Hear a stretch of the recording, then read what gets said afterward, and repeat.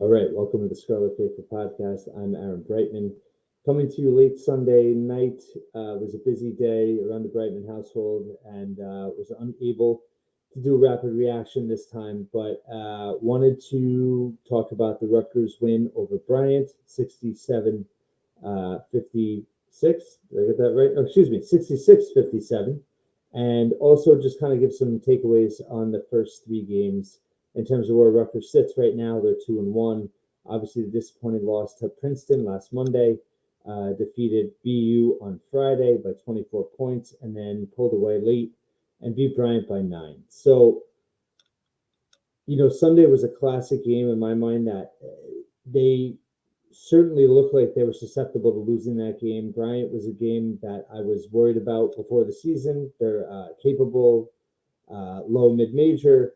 They've been in the NCAA tournament 2 years ago. They know how to play basketball, and they have Grasso is on suspension or leave right now, but he's a good coach in terms of X's and O's and having his team ready. And then they had Phil Martelli Jr. as the acting head coach. And obviously his father, is a very good coach as well. And he's been around a long time. So I thought they'd be prepared. And they're a three-point shooting team. They didn't shoot particularly well in this game. They were just 26% from three, 6 of 23, 37% overall. Amazingly, Rutgers shot worse. They were 31% from the floor, 4 of 22 from three. So they've struggled shooting the ball in all three games. Layups, 31 out of 64 in the first three games. That's 48%. Not good at all. Finishing around the rim has been a problem. Today, Sunday, they were 9 of 22. And Rutgers has to be able to score baskets, near the rim. You got to get those high percentage makes to be able to keep up in the Big Ten.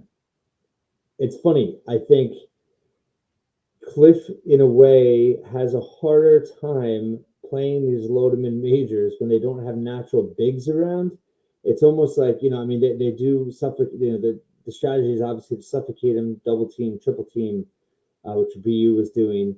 And he's not able to kind of get out of it. And again, it goes back to getting him in space, right? And I am surprised that they haven't done more of the high pick and roll, specifically with Fernandez, who efficiency-wise in the pick and roll last year was really high, and for his career, he was like 95th percentile or whatever, per synergy stats. And I'm surprised we're not seeing them move him around more. Him down at the block, he just doesn't seem comfortable.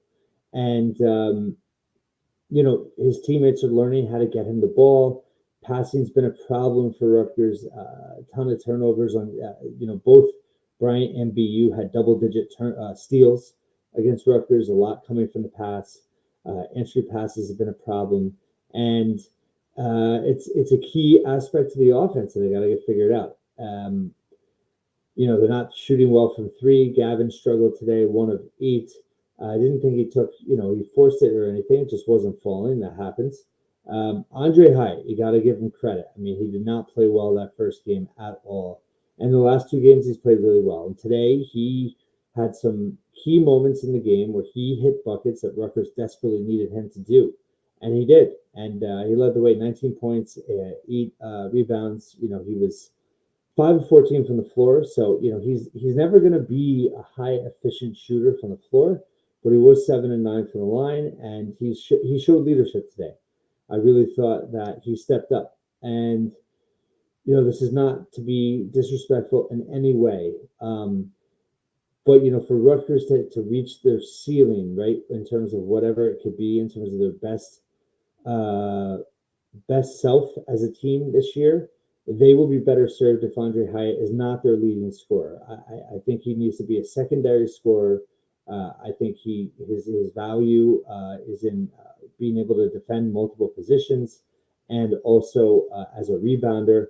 And he can get hot, but he's hot and cold. And if you're going to rely on him to be a primary scorer, you're going to live and die by his hot and cold streaks a little bit. And that's not ideal.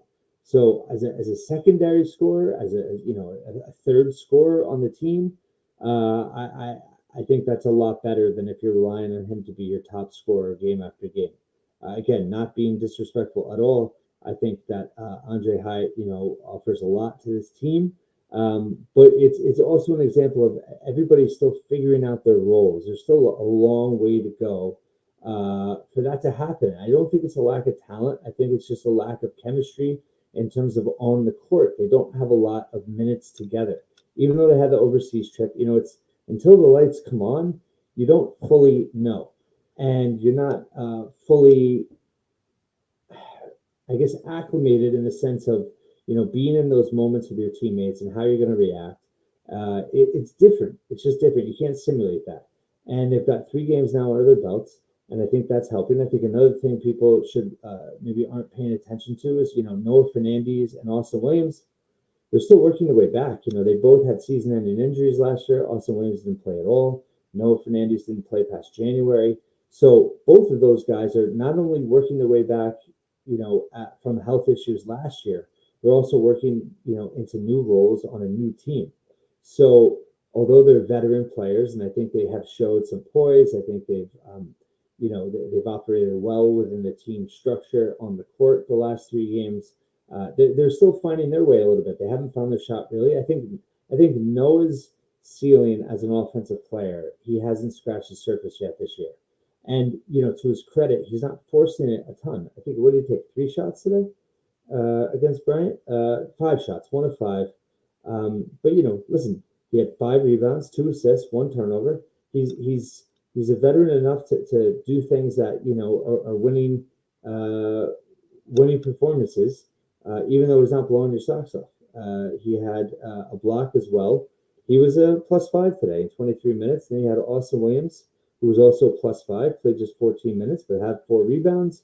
And he was 1 of 3 from the floor. So, those guys are giving you plus minutes, even though they're not scoring a ton, even though they're not filling the stat sheet. I thought Fernandes would have more assists at this point, but again, both those guys are working their way back from season-ending injuries, and they're working their way back on a new team. It's going to take time.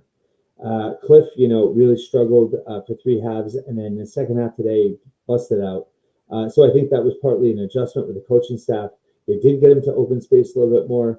I thought he was more aggressive. He was better on the boards. He had a double-double just in the second half. So that was super encouraging to see him have that kind of second half. He was 5 of 8 from the floor, 3 of 5 from the line. 15 rebounds, 13 points. That's quite a day. Even against a low major, didn't have anybody naturally being able to stand up to him. He had the high +19 in the game. And Wolf had limited minutes, but what did he play? 14. He had 17. Excuse me. 7 points, 2 of 3 again, shooting well, high percentage. I think what you're seeing is you're not seeing guys try to do too much. No one's really forcing it. I mean, Andre is he is a little bit of a throwback in terms of a isolation offensive player who can take his player one-on-one, kind of clear the court a little bit. But he's still operating within the flow of the offense. And I think, transition-wise, they got out today. They scored over 20 points in transition. They gave up a lot in transition, but they're rebounding the ball. They had 51 rebounds as a team today. So it's an all hands on deck approach there. Fernandes had 5, Hyatt had 8, Cliff had 15, Austin had 4, Jermichael Davis had 4, Gavin Griffiths had 4. So that's 6 guys with at least 4 rebounds. That's a positive sign. They're playing team basketball. They're just not shooting well. They're not passing well. So I guess you could say fundamentals they're struggling with to a degree. But even from the foul line, they shot 70% from the foul line. But if you take away Wolf, who was 3 of 7, they were almost 80% from the line. You had Hyatt 7 of 9. You had Derek Simpson, who I've been impressed with. He didn't score a ton the first 2 games. Today he had 12 points, but 8 of 8 from the line. He hasn't found his shot, on the floor, but he's not forcing it either. He's playing within himself. He's, he was just 2 of 8, but I didn't think he took too many bad shots or anything. He led them with 4 assists. How many turnovers did he have? He had 2 turnovers, 2 steals. He was +9 in 27 minutes, and I think that he's starting to get more comfortable, and he's only going to get better. He's only going to get better. But 8 of 8 from the line was huge. So I think that your backcourt is still kind of getting a feel for your team and for themselves. I think that Cliff is needing to adapt. I think defensively, they're still struggling at times. They're not anywhere defensively where they need to be. They have held their last two opponents to 4 shooting nights, but they weren't great teams. So this seems a work in progress for sure, no doubt. But this is the type of thing where if they were truly in trouble, they would have lost this game. They had every opportunity to. It was they were trailing with 10 minutes to go. It was a 4-point game with like 4 minutes to go. And they were able to get stops at the end, and they made some free throws, and they won the game. They got the ball to Cliff at times down the stretch. So I thought they played relatively smart. They're just not making shots, and they're throwing the ball away a little bit, and they're not playing defense at the level they need to play. I think that's the gist of it. But I think those are correctionable things. I think the rotations are still being ironed out, and I think that this team is going to get better with more experience as a team. Look at Maryland. Maryland's lost 2 in a row at home. Davidson and UAB. Not bad teams. Right around 85, 90, 100 in Ken Palm. Princeton's 91. By the way, they beat Hofstra on the road. It was a Friday, and they're looking really good. So that is not a bad loss at all. I think they're not going to lose a lot of games this year. So, I don't think that's going to be a quad 3, especially on a neutral court. I think that's going to not be a bad loss at all. And they very well could win the Ivy over Yale. That's going to be a heck of a race there. But I think that this team is still trying to figure things out. But winning games, no matter how ugly, while you're figuring out is the key. And Georgetown is the next step on Wednesday. They just lost to Holy Cross by 1.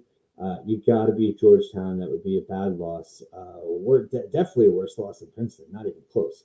And you just have to continue to develop, continue to improve, continue to find ways to be effective as a team, find the rotations that work, shot selection.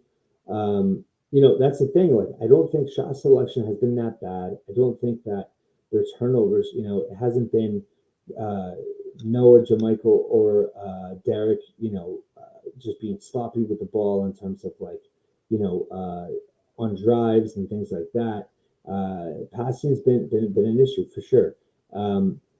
Who's going to be the primary scorers? Who's going to shoot from 3? So far, Hyatt and Gavin have been a little feast or famine. And you have other guys that haven't really found their groove yet offensively. Derek Simpson's going to offer more. Noah Fernandez is going to offer more. I think Austin Williams could offer more. Wolf has been pretty steady. I think he's been the most steady of anybody on the team so far. Listen, if you can get 7 to 10 points from Wolf game in and game out, that would be a huge plus. Of course, they don't have Mawat Mag yet either. So how is he going to fit into all this? So this team is definitely still being molded. It's early. You went 2-1 this week. Could have been worse. Could have been better. But I think overall, the things that they have to work on, the things they have to improve on, I think that, from a basketball standpoint, it's understandable, and it's also realistic to think that they will improve on them. Is this, they're not a top 4 Big Ten team, most likely. But are they, 12th? 13th? Some people are overreacting or double. I don't think so. The Big Ten is wide open, and I think that this team's going to get better and better. They're getting miles logged as a team, and it's taken Pike a little bit, I think, to figure out rotations and things like that. Right now, he's stuck with the starting lineup 2 games in a row. Gavin coming off the bench, Derek coming off the bench, and I kind of feel like Derek Simpson is a huge key in all this. And I think how you've seen him play the last 2 games is reason for hope and reason for optimism, because these kids take coaching. They're taking Derek Simpson takes coaching, and he's got a great attitude. He's got veteran guards around him that he never played with before. I think that he's still being, he needs seasoning as a college player, but he's getting it. He's getting it, and I think that the way if you really focus in on him the last couple games, I'm impressed with how he's handled it. And I thought today, listen, he's finding ways to help the team win. When it's not just flat out driving to the rim, scoring, shooting, 70% at the rim. That hasn't happened, but he got he got 8 free throws and he made them all, and he made some clutch ones down the stretch. So I thought Gavin Griffiths, even though he had a poor shooting night, I thought his defense was better. It's going to take time. Like I said, you have to win the non-conference games you're supposed to. The toss-up games at Wake Forest, Seton Hall on the road, and then Mississippi State in the neutral site. If you can win, listen, if you can win all the games you're supposed to, and then win 2 of 3 of those, maybe that's a lot to ask. 2 road games and a neutral court game. But even if you win 1 of them, you go 8-3 in non-conference, but you're better at the end of it going into Big Ten play. That's a win. That's a win, and that's a team that can still make the NCAA tournament. You don't want disaster to strike, but this team is not playing in a way that I think that's going to happen, because they're still working the kinks out. Kinks are there, but I think they're playing unselfish. I think that they're sharing the basketball. I don't think they're taking terrible shots. I think they've been sloppy with the ball in terms of a feel with the passing. And I think part of that is just learning how to play with each other in the half court, learning how to use Cliff in the half court, transition. They've gotten out the last couple of games. They need better transition defense, better defense overall. But these are things that I think can get better and will get better. I don't think there's any glaring flaws other than, you need consistent scores. And it's been a little bit of hot and cold there. So, again, work in progress. Overall, I think it's a positive start to the season. Certainly not perfect. Certainly, people are on edge a little bit. And I've gotten plenty of messages in regard to that. And, people panicking maybe a little bit. But I've learned that that's how basketball season is. I used to think football was harder in terms of managing the season with fans' expectations. But, basketball is a 31-game regular season roller coaster now. And fans get really high and they get really low. And, I just think you have to have a steady approach with this team. And I think you need to, look a little deeper in terms of how they're playing and areas that they can improve in. And I don't see any red flags. And I think that's key. So plenty more on this team this week. They're back in action at the Rack, 8:30 Wednesday against Georgetown in the last ever Gavitt games, I believe. And, I know people are going to be fired up at Cooley to be in the building. And I'll talk about that later this week. But thanks so much for listening and watching the Star of Faithful podcast once again.